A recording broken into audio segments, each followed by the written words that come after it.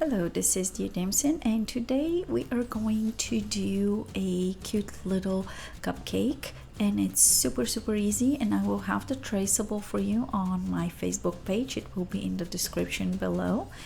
And part that is going to be fun and easy is everything is pretty much wet on wet, which means the canvas is wet and we are going to drop in colors, and they're gonna just start moving around and filling in the area that we want to paint.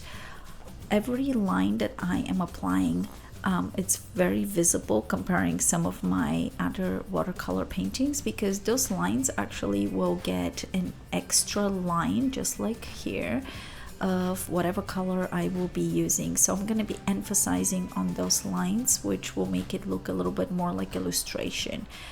And the colors that I'll be using, I'm adding them on the top of my painting, kind of towards the end of the video.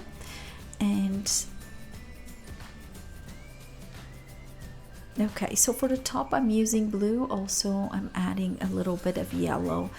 Be careful with those two colors, because if you add too much of the orangey yellow with the blue, you might start getting green, and we pretty much don't want a green frosting unless we really want green frosting.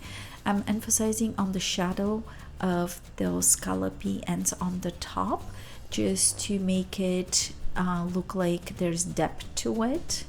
And also I'm going to ground the cupcake, which means I am going to add a purple right underneath, and also I'm going to add blue, and doing the same back on the top of the frosting, kind of moving around with all the colors, because you're going to see that blue everywhere, and it's an ultramarine. And once I add it, then I will go over with a clean wet brush on certain areas and take part of those colors away. When you're working with wet on wet technique, just make sure the areas that are bordering to each other, not to go into each other, because if you have two colors that are not playing very well together, you might have a color that's going to go into another color that not necessarily is going to be helpful. For the green part of the strawberry, I pretty much use the shape of the brush, and I had green mixed with yellow, and pretty much pushed the brush down and created those shapes in 3 different directions. So you see how I took away part of that darker color on the bottom of the cupcake just by using clean brush and water, and I did the same thing to the shadow underneath, so it softens everything and it just makes it really cool. And also it's very easy technique.